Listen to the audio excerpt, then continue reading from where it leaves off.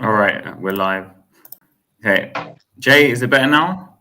I don't know. It should be. Yeah. I think. I'm not hearing any playback. All right, we're good. Okay, so good evening, everyone. Spurs have finally ended the drought. We didn't lose 5 in a row, and we finally beat Burnley 2-1. So today I've got 2 guests with me. Adrian, how you doing? I'm fine, mate. Thanks for the invite. It's okay. Sure, we'll have plenty to discuss. And Jay, I don't think we've actually streamed or like ever before. I don't know. I might be wrong. I think this is the first time me and you have been on a pod together. It's usually me and Marlon when I eventually make it on. Yeah. Yeah. So how you doing, mate? Mate, I'm not bad. Got back off holiday from Cyprus. Oh, you went to Cyprus? Yeah, it was nice. I'm going in like a month. Yeah. Oh, mate, beautiful country, beautiful place. So yeah, great. It's been great, apart from Spurs. So let's get into it. The starting lineup. Adrian, first of all, go to you. What do you think of the starting lineup? Were you surprised that he switched Kulusevski onto the left? And any other thoughts with it in general? I wasn't. Well, what were the injuries and then the late injury to Richarlison? I wasn't surprised. Skip on there. The only thing I thought with the Skip thing was, well, would Emerson get another go because he's not facing a player of Salah's quality this game? So I thought, would he or wouldn't he? I wasn't happy to see Skip there, but I know he's not a left back. So, but he did a job. He did some good things, and like he lost the ball sometimes, but he also did some good things and got forward sometimes. But you want more. You want more. You know. I mean, look what Doggy gives you in comparison, and he hasn't been in the greatest of form anyway. Like, you know, it's worlds apart, isn't it? We need to sort the fullback situation out. Would he have been your choice to play left back then today or not? Skip, I mean. No, I'd have probably gone with Emerson again. You want Emerson? Yeah. No, size and all that. I like my defenders to be units and easily brushed off the ball. And that's something that happened that first half. They bullied us a little bit and pushed us off the ball. It was the balls I thought we shouldn't have lost, you know? So, yeah. No, but the left back thing, where else can we go unless you look to our youth, you know? You had virtually Skip and that's it, you know? So it would be Skip or Emerson. Unless you switch VDV. And, like, I wouldn't have switched VDV. He did the right thing, Ange. You keep VDV, see how the game goes in his normal position. And then Adrian, we're going to talk about it a bit later, so hold the thought. So I know saying, like, if you were going to do that at the beginning, right? No, I would have said no. I wouldn't have started the VDV. Okay. Just hold the Vicky Van de Ven stuff later. So Jay, what do you think of starting lineup? To be fair, I'm the complete opposite to Adrian. Wasn't really surprised at the fact Skip was in. I don't know if you guys see the clip circulating on X of Romero and Royale going through squaring up to each other. I mean, after the performance that he did put in last week, he's proven he's not comfortable playing there, which fair enough, it's not his position. So it's understandable a player doesn't like being played out of position, but he was clueless last week. So Skip coming in made perfect sense. He had a good cameo for 20 minutes last week. Sorry, not last week, midweek. He had a good cameo, and it just sort of proves that at the end of the day, we need to buy that position. We need backup in that position because we can't be having centre defensive midfielders needing to come across. And as you said, we'll get on to Van de Ven slipping into there. But yeah, in my opinion, the lineup was spot on for what we have available anyway. How about the midfield? I thought I'd ask you about that. The midfield was a bit of a strange one because Bentancur ain't back up to 100%. I think that showed massively. At the moment, James Maddison's questioning his own position in the starting 11. He's been so poor since coming back from injuries, whether it's a knock-on. Obviously, rumours circulating that he's still not right and he might need more work done on his ankle. But I think Sarr gives us the legs, but he gives us legs for 60 minutes and then he looks absolutely shattered. So yeah, the starting lineup, I think as far as it could have gone, I think that's the only way we could have started and set up. So I'm gonna go straight to this. We're more ambitious than you started with Celso. I'll get on to Lo Celso. Because I'm in your camp, Jay. I wanted Lo Celso to start because I just don't know what he needs to do to get minutes. But anyway. Yeah, with him, obviously the reports come out 2-3 weeks ago before anybody else leaked it. And you know what Argentinian reports are like. Usually when it comes to players from that nation, they're absolutely spot on. And it come out that he doesn't want to be at Spurs. He wants to move. He's not happy here. And if you're Ange Postecoglou and you're looking, we're in a very tough period of games where we now have to get at least a couple of points to secure a European football. Are you going to start a player whose head's 100% not there? Probably not. But obviously, but also there was a report saying we're going to give him a new contract or something for 2 years. So I'm like, what's going on with him? I just don't even know. Do you know what I mean? It's the media. The media will generate whatever's going to get the clicks at the end of the day. And I think if you put out one contradictory report saying, oh yeah, player's going to stay, and then the following week, oh no, he wants to leave, of course, instantly that's going to generate. But until obviously you get your likes of Ornstein, Fabrizio even, and bits like that, every report has to be taken with a pinch of salt. So do you think, because obviously I'm in Jane when you're camp with Lascelles, so I would have played him today, but do you think he's not playing because he's going, basically? Is that what you think? I think he's not playing, one, because he's an injury risk. The guy gets injured when it rains outside too heavily. And I think if Spurs are looking to sell, you can't sell a player who's coming off the back of an injury. So game management with his minutes, and the highest bidder in the summer gets him, because I can't personally see a way. With Europe, we're going to risk signing him on a new 2-year deal, all for him to play one game, miss 4. Yeah, fair enough. I need to have this difficult conversation about Kulusevski. Adrian, I'm going to start with you. Obviously, we spoke before we started the stream, saying that Kulusevski was playing on the left and Johnson was on the right. That's how we started. And in the second half, I don't know if it's to Ange's credit or just try something different, he switched them up again. I don't know if ever you watched Brian Daigle's post-match on We Are Tottenham TV, because you know his feelings about Kulusevski. Adrian, do you think Kulusevski has a future at Spurs? I do. I think the problem with the squad is it's a young squad. Even Kulusevski, 23 now, he's only 23. He started with a bang, didn't he? He came in with a bang with an assist. His stats are still good. He's still got 6 goals this season. So, and assists and a few assists. He was man of the match in 2 games, I recall. On Man City away when he got the 3rd goal, the equaliser. And also he was man of the match away to Luton, wasn't he? Because we were down to 10 minutes, he scored the goal early in the second half, do you remember? And he held the ball up and kicked it. No, he's got a use. He's a useful squad member. I've always bigged him up. He's got a fantastic skill set. But today, I thought it was easily brushed off the ball. I'm going to defend a player when they don't play well. He hasn't been in good form, really. He's not on his own in that respect. Is that me, correctly? I think it's Jay. Right, okay. So no, he hasn't played well, but he's not alone. Mute before you talk. That's what. Okay. He's not alone, is he? I mean, we had so many players that our midfielders unit hasn't rediscovered its form, and our front three have been a damp squib as well. So, do we keep him? Yes, we keep him because he's a useful squad member and he can get better. And I believe he's got a high ceiling. I've always been a fan, but you know, he's got Alex Scott. Oh, stop it! Fair enough, mate.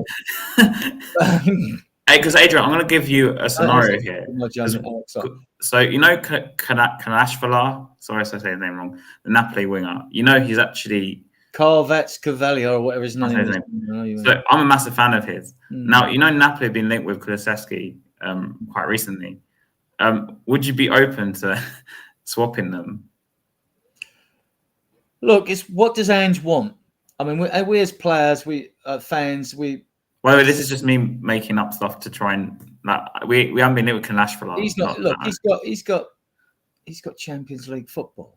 Yeah, he's not coming to Spurs unless it's big wages, and a big transfer fee. I mean, we can afford to buy very expensive players, because you do not have to put down. I think when we don't know what a transfer budget will be, but when we go out and buy players.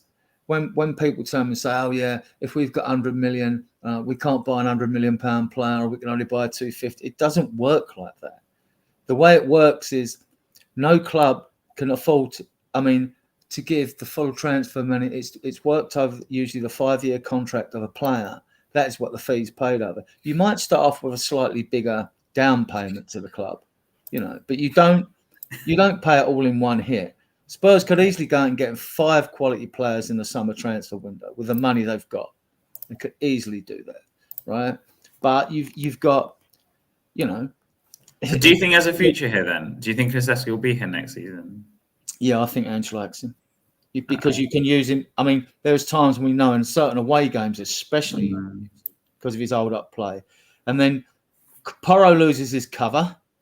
Brendan Johnson can't defend either. Son can be brushed off the ball. Right, all right. Richarlison can hold his own up front. He's a lump. Yeah, Adrian, can you just hold the thoughts? I'm going to move to Jay now, and then because we're talking about the front line straight after this anyway. So just keep your thoughts on the front line just for 1 minute. Jay, do you think Kulusevski has a future at Spurs? Nah, he's shit. Plain and simple. I think that's the best way to put it. Yeah, is there was a tweet. I don't know if you remember when we first signed him from an Italian journalist. Ben McCord is very completely wrong on. Kulusevski is spot on. He beats his man 1 in 10 times. In the Premier League, that's not a high enough standard. I mean, if somebody comes in and says, right, there's the 30 million you paid for him last summer, he's got to go, because at the end of the day, as the comments are saying there, we want to win things. We can't be accepting players that can put in 5 or 6 out of 10s every game. Like, we need to be pushing to the 8s and the 9s. And with Kulusevski, what's his best position? Like, genuine question. What is his best position? He's played on the right. He's poor. Played centrally. He has a good 10-minute cameo in the central. Then he's dead again. He's non-existent for the whole game. And then if you go on to the left, today I think he put in a really good cross. Quite early on, he put on a really good cross. After that, again, it was like he was struggling. And in the Premier League, you're not going to be able to go on and keep putting out these terrible games and then you score a goal. Obviously, I sent you something. That I want to go into, and obviously he is a huge factor in that. For the amount of games, what is wrong on the front line? So for the amount of games that we're playing, we've played. Well, sorry, for the little amounts we've played, he looks like one of the players that gets tired. And then what's he giving away? 6 fouls leading to goals this season alone. 6 fouls. One individual player has given away 3 kicks that have led to individual goals. One come against Chelsea. The Everton one was the worst one because it was pure laziness. And personally, you're not the only one who thinks he gets tired, because my dad said the same thing today. He was like, he looks knackered. He gets knackered. No, fair comments, Matt. Fair comments. No, and if he doesn't get his mojo back, then he goes. But the problem is we're talking about building a 25-man squad, and although there's certain players that we would get rid of, I've got a list of 15 here I'd get rid of. But I'll read them out in a minute. But there's a lot of players, Adrian. Yeah, I know, but we won't get rid of them all, because at the same thing, you're like trying to strengthen the quality and depth in your squad, and so therefore, with some positions like number 9, as much as I'd sell Richarlison for 60 million to the Arabs, right? You can't sell him unless you're bringing in a replacement. Because personally, I'm in a camp to keep Richarlison, but I'm probably in a minority. I would for next season, even if we brought a number 9 in. We need 2 of them. But if you look at somebody's a Skip, right? Now you take Skippy, right? Love him because he's homegrown, but he knows we're looking to bring in midfielders. Some of the games he couldn't even make the match day squad, so he's got no future. The main reason he would be kept if he wants to stay is because he's academy homegrown. And we need, out of our 8 academy grown players, 4 of them have to be academy homegrown for Europe. We've got 6. You've got Whiteman, you've got Austin, 2 goalkeepers. Then you're looking at Sessegnon, Skip, Tanganga, and Parrott, right? Yeah. So, I know Hotspurs. I agree with you. Right. So, So you could get rid of only 2 of those, right? Sessegnon's not going to be fit to sell, right? So you could get rid of 2 of those. So, and, the goalkeeper, I don't see Brandon Austin's 24 now, under 21 goalkeeper. I don't see him kicking on, So, but this is why I've got belief there will be a pathway for the youngsters, but our under 21s are that young that I think Mikey Moore and that might make it, but I think we will make a pathway for the youngsters. Eventually, we're going to have in the future, we're going to have 4 academy grown players, and there will be 4 of the good lot we've got now. But so like Emerson, he's just technically not good enough, right? Parrott, he might come back, he might be sold, they might give him another one. We don't. Højbjerg, we get money for him. Tanganga, we get money for him off a million. You got Richarlison, Werner, wouldn't keep him. Sessegnon wouldn't keep him. Davies, I would keep him next year because if he's fit, we don't know the situation of bringing in a left back, a right back, or whatever anyway. So we're going to need him anyway. Yeah. Adrian, I'm just asking about the front line. So what do you think the issue is with the front line? Is it the quality? Is it the style or tactics, whatever you call it? Like, what do you think is the main issue? Because you were telling me before we went on stream, and I'll go to Jay afterwards once you've given your explanation. But what do you think of it? Like, what is the issue? What, with our front three? Yeah, front line, yeah. Like, for example, today, a lot of people told me that because Son went to left, this is his position. But at the start of the season, everyone was saying to move Son from the left into the middle. So to me, it becomes like what? So I would say, if it was an easy answer, the easiest answer, I'd say lack of maturity, because Johnson's young and believe Kulu's young. He looks at you and he looks like a middle-aged man. Because basically, the problem is the decision making. Today, if there'd been better decision making, we could have got at least 2 or 3 more goals. But the decision making is wrong. That comes with experience as well, you know. But then your forward should also be able to make things happen on their own, and that's what good forwards do. And that's not happening either. Sonny was doing it in the past. We've seen him cutting, score a goal, make goals for himself out of nothing. That's not happening with Johnson and Kulu. It's not happening. But Sonny's not the same Sonny he was, I don't think so. Well, for Sonny to be the Sonny he was, he has to have players around him that are in good form as well, doesn't he? You know, Son's not a bad player overnight. He's got 16 goals this season. 1 more equals his Golden Boot record. You know, with 2 games to go in a team that's struggling as well. So without his goals, we'd be screwed. He might have lost the afterburners in his pace, but he's not slow. People say, he's slow, sell him and all that. But then if you sell Son, you need to... The problem is, Adrian, we can't sell Son because apart from the revenue thing, also, and this is coming from someone who, by the way, he's very critical of Son. He's obviously not top scorer, but also you can even use him in the long term as like an impact player and he's he not can play a lot of positions as well.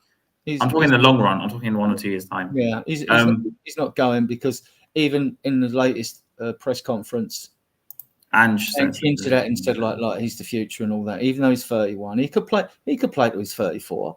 He would still have that quick turn of pace over a short distance to sort of like burst into a slide rule pass from someone into the box and score. And he's our best finisher. Talk of selling him. All right, you might get 7 or 8. Then look at it from Son's point of view, right? We know he loves the club. Is he going to want to leave? Like Adrian, he's not going anywhere. Even if people like me wanted him to go, that's the problem. Son's not going anywhere. But also, if it was me, I would not sign Werner. I don't want Werner next season. My front line would be Johnson, Son, and Richarlison. I keep those 3. All the rest of them can go. Solomon can go. Statistical, I'd sell him, and I'd buy 3 new players for the front line. That's what I would do. But that's we needed 8. You know, left winger, right winger, centre forward, 2 quality midfielders, then a left back, a right back, and a left-footed centre back like Calafiori. Right, it would be ideal, I think. But that's not going to happen this window. Do you think it's down to quality? Just to conclude this before Jay says his piece, because I know he's itching to say something. Do you think it's down to quality or down to the fact, because you said maturity? So do you think, say, Johnson will be better next season? That's what I'm asking. Yeah, I do. At least when you compare him with Werner. Werner's 28. He reached his ceiling. He might have had a lucky season in Germany when he got that transfer to Chelsea and all that, right? Yeah. But he's not a natural finisher. And I've said it on loads of podcasts. And I agree with Jay here, right? Yeah. If we want... Sod keeps talking about back 4 and backup players, which annoys me. With Tottenham Hotspur, we shouldn't be talking about backup players, right? We should be talking about quality players, right? Since 1992, on average, it's taken 82 goals to win the Premier League. That's when the Premier League was inaugurated, right? The last 10 seasons when Man City won 6 of them. 2 of the seasons, one season they scored 101, another one they scored 106, right? So you need on average, really, I mean, it was always considered a good average. If your wide player, right, now you might have 2 in that position. So if your wide player is good enough to get you 10 goals a season. Now, if Johnson, Werner, Kulu can't get you 10 goals a season, or if we're bringing in players that can't get you 10, I don't care if we get the best flashy, tricky, twinkle toes winger on the planet, up and down a wing who does this, that, and the other and looks very good. If he don't just score me 10 goals, I don't want him in the team. Because we're never good, and we should be aiming to win a league. So we want players. So when people say Pedro Neto, yes, there's lots of players out there I like, right? But what's the end product with them? And you can say the same with Kulusevski now, and I would agree with Jay on that, and his recent form's poor, right? So where's the 10 goals coming from? Johnson did score 12 goals, I think, in one of his seasons for Forest. And we know Kulu can score the goals, right? Because he did it when he first came. I think it was like eight goals and 6 assists or something like that, right? So, and if he had them numbers this season, right? Although he's got 6 goals and maybe 2 or 3 assists, like they're not awful, but like we need more from him. We need more from him. We need to see more of his debut season form from him. That's what we need to see. Otherwise, he'll end up getting dropped. Ainge won't put up with him. Don't worry about that. And the same with Johnson. Johnson, I don't believe Johnson would have had the game time this season if we hadn't had injuries like Solomon and all that, because I think Ainge would have rotated the squad a bit more. And I think Johnson, he's been fortunate to have the amount of game time he's had. He's shown flashes, but he was another one I didn't want when he first came to the club. When I looked at videos, I wasn't convinced. So I'm going to move on to Jay, because I know Jay's been waiting with his statistic dossier. So, Jay, what's our issue with our front line this season? Issue with our front line. So I sent a photo into the Spurs Kings group chat earlier. Yeah. We've got Son, who scored 17 goals, 13 assists. And then look who's next closest, Richarlison, who scored, I think it's 13 goals. 12 goals, I think. 12 goals. Yeah. And then the next to that is, trying to think even who's there, because it's on 6 or even 5. Yeah. After that, Christian Romero is our next top goal scorer. 5, yeah. Christian Romero, our centre-back. And people are saying, oh, Sonny's had a good season. He hasn't. He's had a bad 18 months. The 17 goals he's had come in the hat-trick against Burnley. He's had 2 games where he's scored 2 goals. And the rest of them have been where he's ghosted for a game and he's had a poor game. Realistically, and that's the truth, people are saying, oh, Sonny's he hasn't had a good season. By his standards, he has had a poor season. And I think, realistically, if we were a serious club, we would go to Crystal Palace 1st of June and go, right, there's 120 million, give us our list, give us Eze. But we won't. And it will be, we'll sign Werner on a permanent, which I don't think we should. At 15 million plus his wages, you're looking at probably 23 million pounds up front. It's terrible. If you look at most other teams, the second they numbers that I put in there earlier, and see that centre back is the next top goal scorer, well, our 3rd top goal scorer this season, they're going, okay, we need to spend the money, but we're not going to be serious. I don't think Johnson's good enough. I think realistically, Forest had our pants down. They heard us coming with 50 million and went, yeah, do you know what? We'll have a bit of that. Yeah. And it's like Brennan Johnson this season, like you were saying earlier, you'd rather him over Werner. Werner's only got 3 less goals or assists than him this season. Really? 3. Oh. And he's been here since January. And Johnson's played next to near enough every game, bar the game when he got injured against Forest with a head injury and he had to miss it. But it's the standard that this fan base is going to accept. Like I've been seeing comments there. If we want to be a serious club and compete for even top 4, we've got to this year replace that whole front 3. I don't think Son's going to be good enough to be starting. And I think at the end of the day, he's killing himself by the travelling. And that's probably what is doing it. I think, Jay, part of his decline, of course, this is his age. He's 32 now. So and he's realising his space, but also it's partly our fault and his own fault because he's played so much football. Like obviously with Korea, all the travelling, like you mentioned, but also Spurs, we basically run him into the ground. The issue is what people don't realise is Son was heavily complimented by having Kane, the same as Kane was having Son there. Kane used to put on a plate for Son week in, week out. Son used to do the same for Kane. You're talking about a player now that's had Harry Kane since he started. They're playing up top with him. He's been, I can't read that. Romero has more goals than Maddison and Kulu, apparently. Yeah, spot on. But this is what I mean. It's sort of like Son's gone from having Harry Kane there, who used to soak up 98% of our match day atmosphere. All the pressure was, is Kane going to score? Is Kane going to score? Now all of a sudden it's, we don't have a striker. We're going to look to Son to be that person. And I just wonder if pressure's finally got to him. And people say, he does it for Korea. It's a different kind of thing doing it for your country. I've had the argument many times. Players would rather play for their country over their club, and so they should. It's a pride thing. Unless they're English, I think, because the English. Yeah, well, we want to play for England. No, because I feel like the English media. I'm Greek myself, so maybe I can see it from like a different lens. But the English media love to build up players and then just make them collapse, like build them down. Yeah. Scapegoats. It happened with Rashford originally when he first started. Sterling with a gun tattoo that he had on his leg. He went from being this all-star superstar at the World Cup to all of a sudden, he's a bad influence on the people around him because he's got a gun tattoo. I mean, they just love to.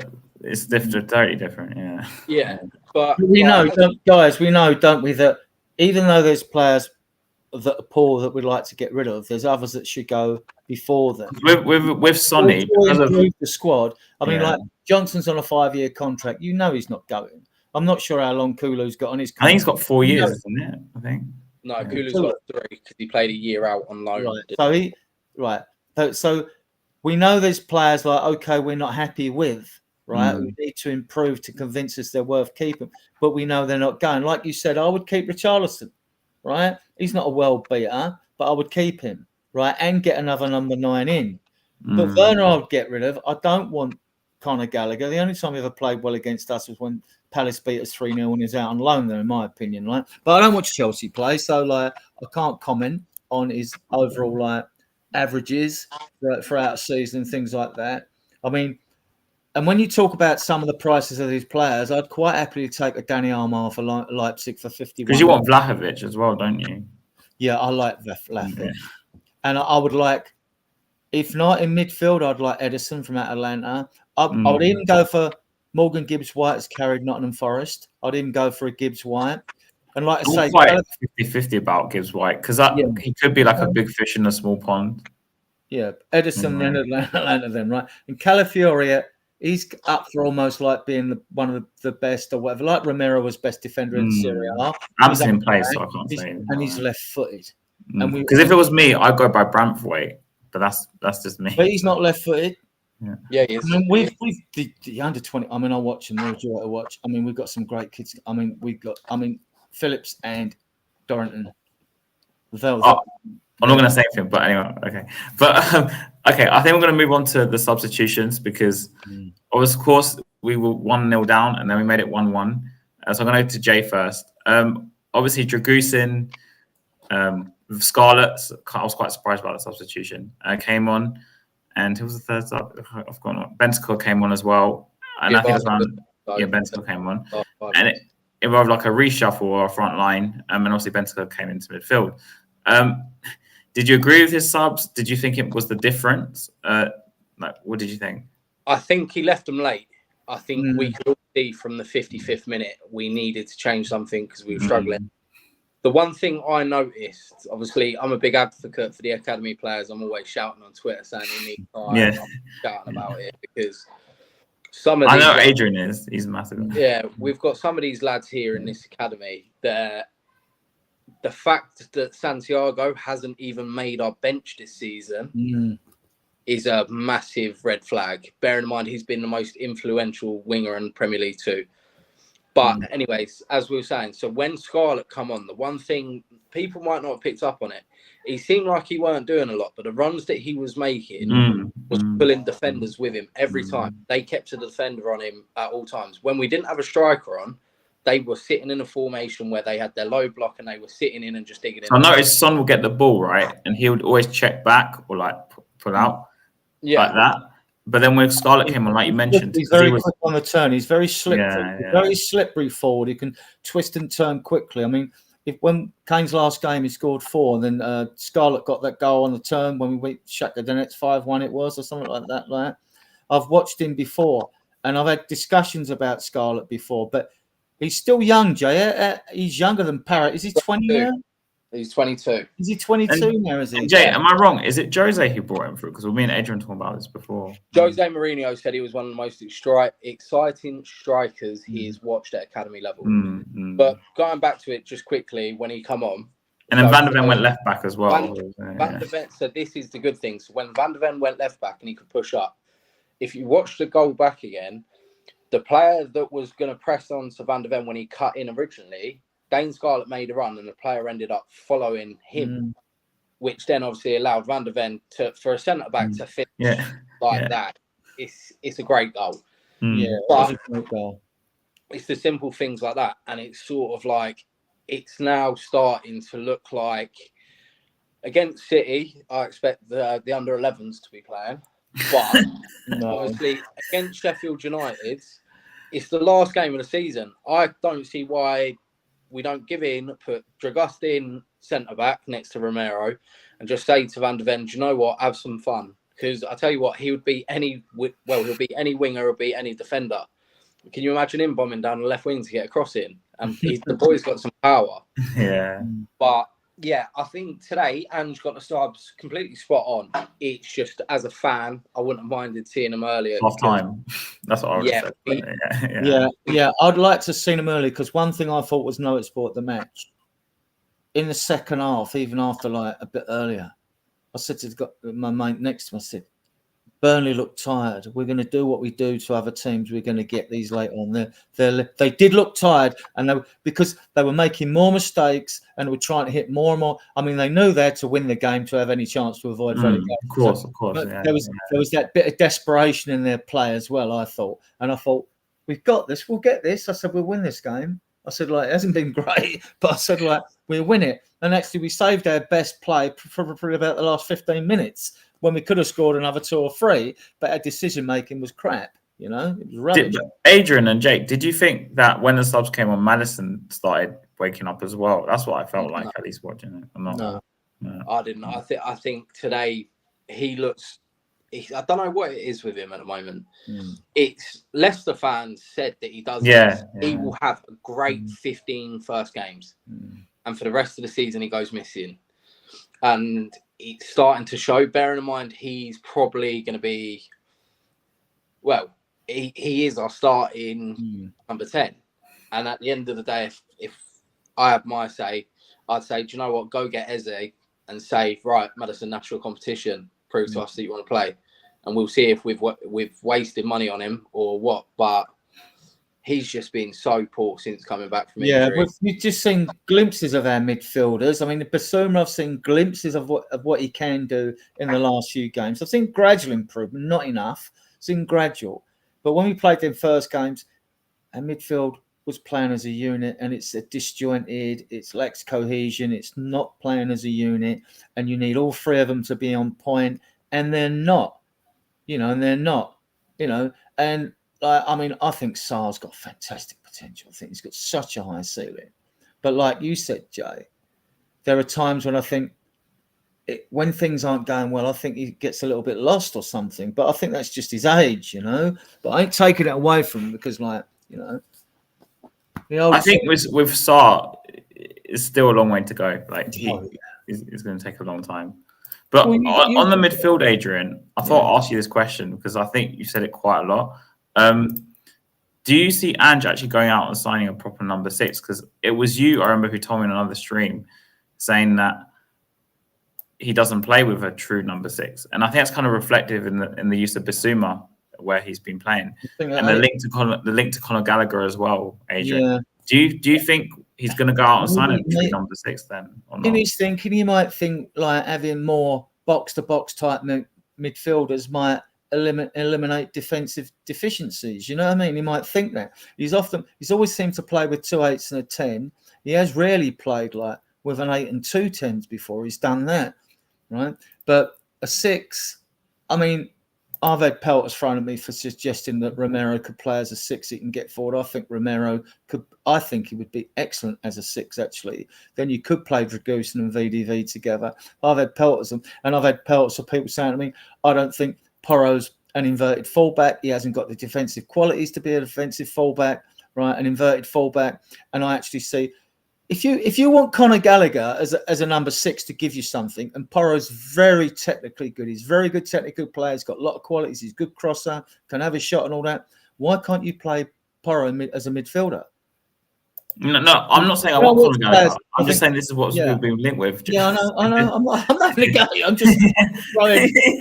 Just the way you said it, you were like, you're going to stick in there. You know what I mean? It's what I'm doing, like a band grenade here and there, right? You know? Yeah. But no. And I believe that, but everything comes through Romero at the back, and he was steady today as usual, and he reads the game so well. So if you're playing as a 6, which is what you got to be able to do, you've got to have good positional play, intelligent awareness, read the game, because you've got to be able to intercept, break up, spot any threatening situation, be able to intercept and do that. Now I believe he can do that, right? But everything goes through him from our back four. Van der Ven always gives him the ball. Everyone's looking to give him the ball to progress the play upfield. At Chelsea, it was Rudiger when he was there. Everything used to go through him. You know what I mean? So like he's keen. So do I think it'll happen? No, it's very unlikely. Do I think I could do it as an experiment? Yeah, I think he could play that. And I still believe Porro could be a midfielder if he was taking a little bit away of his defensive. If he knew he had someone else behind him rather than Kulu on. See, this is where we're disjointed and lack cohesion as well. Because like Jay says, if you ain't got Kulusevski up there, right, and you've got a more attacking, creative type winger up there who gets you goals, who may not be so good defensively, then now we're still exposed down the left, because I don't think Porro's defensively sound. I just don't think he is defensively sound. I don't know what you guys think. Jay, actually was my next topic, Porro, before we play that stream. So I'll ask you, obviously we spoke about, one advocate, of playing Van der Ven a left back since the Dogo's been injured. I was one of those people since like the day he got injured. And obviously Porro's been playing on the right regardless. Do you think there's like a long-term thing with Van der Ven on the left? Do you think? No. I think he's too pivotal in Postecoglou's tactics. And people are saying, "Oh, Romero's been great." Romero's been great because he has had the clean up and pace. And I remember it was a few weeks back. I can't remember who we were playing. Actually, I think it was Forest. There was a ball cleared over the top, and Van der Ven was sprinting for it. And Callum Hudson-Odoi, funnily enough. So I watched Chelsea Luton today, and he had Gusto on toast. And I'll tell you what, it was Van der Ven, and the look on his face was just like, I'm not going to bother. So I don't think it's a long term. I think it's a quick stopgap. We've signed a centre back for a reason. He's sat on the bench. His agent started to do a lot of talking. It's never a good thing when an agent does a lot of talking. Seems like instantly it's going to be in the ear. It's just going to be one of them things where I think for the last 2 games of the season, after today, it's going to be what Postecoglou looks at. As for agents saying Porro midfield, I see where you're coming from. At the same time, I don't trust Royale in that right back position. I genuinely, against Sheffield, I don't. But it's one of them things. Like for me, obviously, I know we'll probably go on to who we would want in the transfer market. The way we that's probably for another string because it's supposedly Like just the cover that I would go for right there would be Alfie Doughty from Luton, as it looks like they're down today. A lot of people rate him. I've seen him play on it a few times already, so I can't really judge myself. But he's a great striker of the ball. He's unbelievable. But it's going to be, I think, it's just going to be one of them quick. They've gone down, so maybe he'll be a bit cheaper. I don't know. Yeah. So, and obviously going on to the 6th subject, do I think? Yeah. I do. I think Ange has realised, more so because he's got a bit of grief from the media, that tactics have to be tweaked slightly. And as you said, in Scotland, never played with a 6. He played with 2 8s and a 10.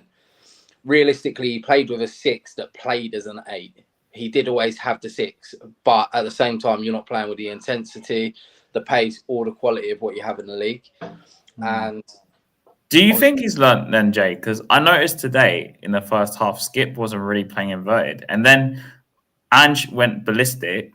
I noticed for once in like 45 minutes, goes screams at Porro and to play inverted, and screams at Skip to play further up. Because I noticed Skip, maybe it was to do with the fact he was playing in the first half. I don't know what it was to do with that, but he kind of sat back. It was almost like a 3 at times, I thought, with Skip in the first half, kind of dropping off. But I don't know whether it was because Skip was like scared to go forward, or but Ange went ballistic and he told them to both go up. I think it's more of an Ange saying, play the way you would feel confident playing. Skippy's not an attacking player. I think the geezer scored 1 goal in his life. It was the screamer against Chelsea. Other than that, I think he said, play how you're comfortable. Take your risks. Obviously, he's said since the day he got here, all the players have backed it up. And won't shout at you for making mistakes and taking risks as you change it. I think today Skip played the safe option. I think he was quite good. Bear in mind he's a centre defensive mid. I thought for where he was, I mean, what his position. I think he did all right. And you're right. He sat 3 at the back. He didn't necessarily. But I was asking, was it to do with Ange saying to him, the tactic change, or was it to do with the fact that Skip was? Do you think he was like? Because that's the reason I mentioned this. It's because, like I said later in the game, because I was there as well and Adrian was. But I noticed Ange went ballistic at Porro and Skip and told them essentially, "Why are you sitting back?" That's the impression I got, and he screamed at them to go forward. I think it was as you said, tactics more so. I think we played it out to see how they were going to play. We know. Wing backs, if they're out, they get targeted. The left side when Van Ven was out. I think today and realised we do have a stronger squad than Burnley, albeit how much stronger. But it was, come on lads, these boys are relegated and we're sitting back. They need to attack us, so let's give them a reason to try and kick on. I mean, I'm not against Ange being stubborn because he wants to reduce his season, and I'll give him next season myself. I remember when managers do change things a little bit, because I'm not faulting Ange on his substitution. At least he makes them. Where other managers like Conte would wait till the last 5 minutes or extra time or something like that before he made them. But on the plus side with Conte, I remember one half time the talk was to the players that come out. In one game he did go on and win. He said something which struck a chord with me at that time: go man for man from the second half, we're better than them. Now, do you think if we'd gone man for man with Burnley, the old-fashioned man marking, everyone's got a player, right? And I just thought sometimes we struggle against these teams because they get a low block and all that, and we're not in the mix. We ain't got nothing in the mix with them. And sometimes I think what you got to lose by going man for man with these, And I think today against Burnley, well, another day we'd have scored another couple. Maybe we'd have a different perception on the game, But the fact that we won and we know there's things to fix, that is a plus. That is good things as well. Because, because that first 10 games, they changed all their perceptions at the beginning of the season, didn't they? We all thought, I said 5th at the beginning of the season, not in 10 games I flip-flopped to 3rd, right? So, I was as guilty as any fan, not being deluded. There's no reason why you shouldn't get excited when you're on a good run, because you don't ever think you're going to lose a game, until the crap hits the fan. For me personally, Adrian, I felt since the Wolves game that we lost at home, I think teams kind of sussed out how to score against us, because all the goals come from that side. I've noticed, the goals today, from Burnley is a switch to the right, and then he cuts in, plays the ball across, and then it came from the left, and they were giving us problems on the left where Skip was. They were giving us problems on the left. I'm saying down their right hand. Sorry, where Skip was.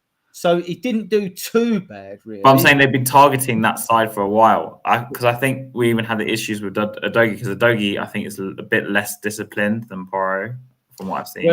Whereas in earlier games this season, when we had a stronger outfit, everyone targeted our right-hand side because Porro was there, right? It was true. It was because Porro was there and things were coming. And I'm thinking, And when Emerson, Emerson fills me with dread. He's just, even if he gets in the final third, he doesn't know where he is. Yeah. You know, he's looking for directions. You know what I mean? He don't know what to do with the ball or whatever. And his cross, like, you know, you think he's going to cross the ball, it's going to leave the stadium, like, you know what I mean? It's like he's technically not good enough, like, you know, he's just not good enough. So Jay, I hope it's not a sort of stupid question, but who's your man of the match?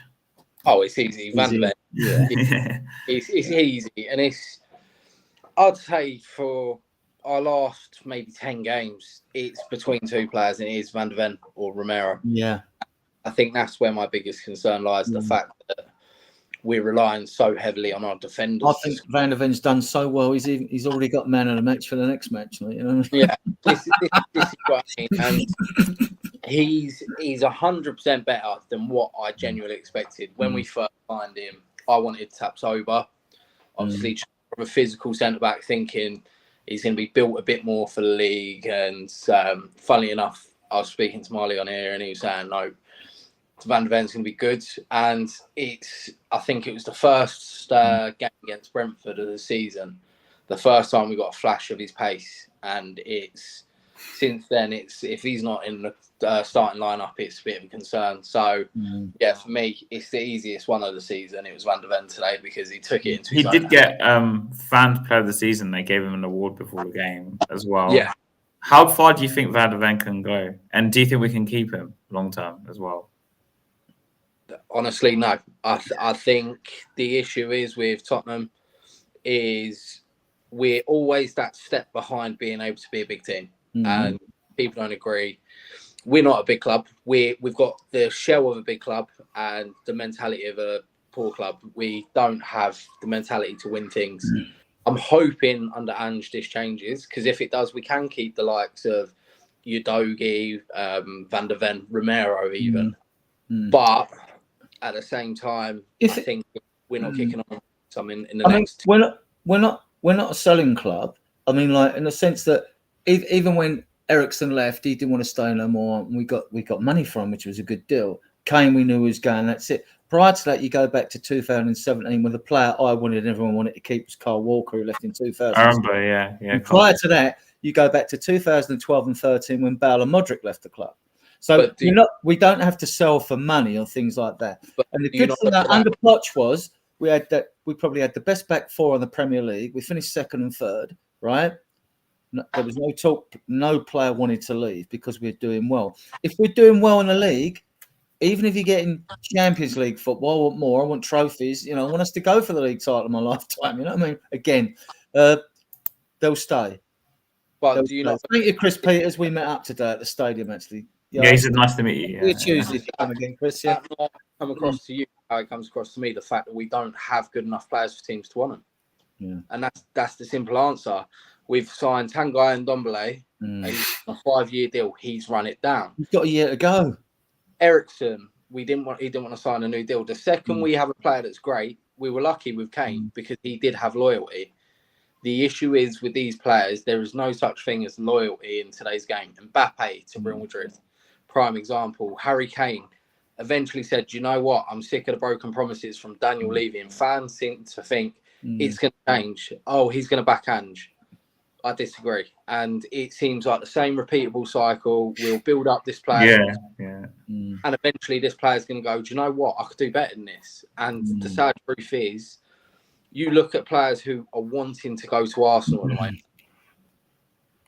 Who's wanting to come to Spurs realistically, unless it's for a paycheck? People say the Ange phone call changes it. Yeah, it might do. But you put it on the table. Who would you rather go to now? Tottenham, Arsenal. It's the easiest choice you're going to make. You have that, and you have that, and you have wages. I mean, we their last report, we had 251.1 million in wages. We're the 5th highest wages, and believe it or not, we went above Arsenal in wages. Now, I think that's because we got a bloated squad. You know what I mean? That was including Kane's wages, though. So without Kane's gone, and he'd have been on about 16 million a year or whatever. It wasn't released for the start of this season. It was actually released last January. So we are slightly lower than Arsenal. It would be because the accounts are a year behind. But at the same time, this is prime example. We want these good players. We have to pay the big wages. We go on like we can't afford it. we're the richest club currently in London. We can afford it. And it's at the point now where this, I say it every time we get a new manager, I'm bored of saying it, but this has to be Levy's last chance at showing he wants to run the club, because at the moment we can't afford it. I mean, I can. I'm with Jay though. I think it's going to be the same cycle as normal. Because the new rules and everything else are a bit of confusion for a lot of people. It's in layman's term. I did a big post on this. I mean, and it's quite simple, basically, right? We earned in the last tax year, we earned 549 million, right? Now, what you have to take off that 549 million is all football-related expenditure. So you take that 251 million off, right? Then Kieran Maguire, Brighton fan, financial expert, does lectures all over the place. Oh, I know who you're talking about, Adrian. Yeah, I know he says we owe 300 million out, transfers, agents' fees, wages to ex-players, blah, blah, blah, all that, right? Now, you can bet that's amortized over 5 years as well, because, you ain't going to make someone wait 10 years for your wages. So 5 years, 60 mil you can take. You can add that to the 250 mil, right? I didn't do any more because I just wanted to keep it simple, right? That was like 311 mil. When the new rule comes in on the 85%, you can now spend 85% of that 300 mil, right? That went down to 212 million you can actually spend, right? It will be lower because I didn't want to add stadium interest on the debt. Didn't want to add, I mean, when you go away on a pre-season tour, for example, although you make a nice profit on these tours, you've still got 5-star hotel fees to play out. So you can have a list of long things, as long as you're on the sundries, we can call them, right? So I come up with, I reckon, on my reckoning, that doing it that way, we could possibly spend about 180 million. But as well, sorry, just buy a lot of players with 180 million, because it's not buying 2 players for 90 million or 3 players at 60 million. It's putting down payments on players and keeping a chunk back for January. But you're saying, Nick, you're not including the £5.8 million we make per match at the stadium. That's just at the stadium. Then on top of that, that is included, Jay. Jay, one of my mates, he calculated all the income from every revenue stream we get was that 49 million that was declared in the financial report that's just been published, right? The page report. Any players we sell now in this window, any money we get, they're in next year's report. They're not in this year's report. They're in next year's. They're 2 years reports. So the reports are done every 2 years. The books are done over 2 years. No, it's every year. It's 2 years calculated. No, you have to, by law, do your reports every year. Yeah, your tax return has to be done, but a financial your financial report, you have to do a financial report every year. Otherwise, you have to do it for the Premier League and everything else, not just for the tax, man. You have to do it for the Premier League. It's the rules. Everyone has to submit them, and you're given a month's grace or whatever it is by time of April. But the latest you can actually publish them is about June time. So right? They have to be done every year. Last week, the financial fair play report of what I'm talking about. So the current, what can announce our budget, what we can spend without being in the red zone, is done over a 2-year process. Exact reason how Chelsea got away with it this year, because the report that gets put, so you have to file a report every year of what money you've made, what you've lost. Under fair play rule. Right. Adrian, just give him a chance. Right. It's every 2 years. Right. And that's where it calculates in. So the same as our stadium interest. But at the same time, you're getting our chairman who's going and whacking himself a new £5 million bonus this year. Under the financial fair play or PSR, profit sustainable rules, which is still in existence because these new rules have to be ratified in June, right? You are allowed over a 3-year period to lose 35 million a year. It's a 3-year period. You're allowed to use 105 million over 3 years. That's all going. That's going. It's now going to be called PSR, another Ponzi acronym, right? Profit. It's SCR, because what I was trying to explain about your debt against your expenditure against what you make in a year from all your revenue stream, it's squad cost ratio, another Ponzi acronym, right? You're going to get used to, right? And it makes sense. And this is why, unless you up your revenue streams, the more you can bring in as income and revenue streams from any source, the more you end up being able to spend in a transfer market. right? Okay, I think this is a debate for another day because we get into finances. But just to close off the stream before, Adrian, who was your man of the match? Oh, VDV. Okay, all right. And before we close off, Adrian, where can we find you?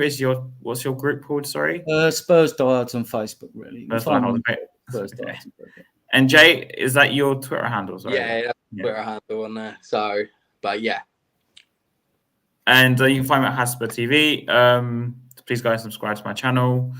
And also subscribe to Spurs Kings TV, of course, where we're streaming on.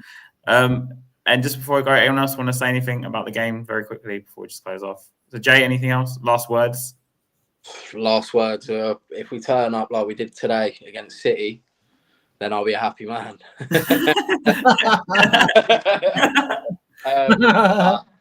But yeah, it's let's just hope that Tottenham don't do the usual Tottenham thing and do the wrong thing. Beat City, I know it sounds bad and I know it sounds petty. I've got too many Arsenal mates for. I'm the same, Jay. Honestly, if they win it, I'm just. Yeah, I couldn't deal with it. But yeah, I mean, at the end of the day, we got 3 points today, positive. Even though we weren't at our best, we need 1 point now to guarantee Europa League. Yeah. Sheffield United away, get that point. Yeah, already relegated team. We know how that goes, don't we? But yeah, so I mean, I'm happy. The one we're taking the 3 points. It could have been a lot different conversations on here tonight. So yeah. Adrian, any last words? Keep it brief. Good to meet Jay. First time, isn't it? So good to meet and discuss things, debate things in a mature and sensible manner, which is what I like. So the game. It was one of them. We've seen it so often this season when we've just got across the line in the second half, and usually late in the second half. So there's so much work needs to be done in the summer. Yeah, I'm sure we'll do other streams on that later on about transfers because I mean the Euros is coming up as well, which I think does kind of throw a spanner in the works as well because you have 2 months of transfers ready because of the Euros in the middle. It does because the Euros start on Friday the 14th of June. Yeah. And what gets me throwing my hands up in the air, the transfer window opens on a Friday 14th of June, right? Now it goes through to the 1st of September, right? So you got 11 weeks. But the point is the season ends next Sunday. Why isn't the transfer window open? If we want players that are going to be playing in the Euros, going to go around the international sides, right? We've either got to have already been a group of teams, already got to be getting deals so as we can get them signed off as soon as that window opens before they're away in this tournament. Otherwise, you've got to wait a month till the tournament's over. Now, it's fine if we don't want anyone who's away there, but it's just, I don't see why the transfer window here, 11 weeks it is going to be from Friday the 14th to September the 1st. I don't see why it can't open as soon as the season ends. I just don't get it. I don't get it. But that's just me, That's okay. So before we go, come on you Spurs, I guess. Come on you Spurs. Definitely come on you Spurs, yeah.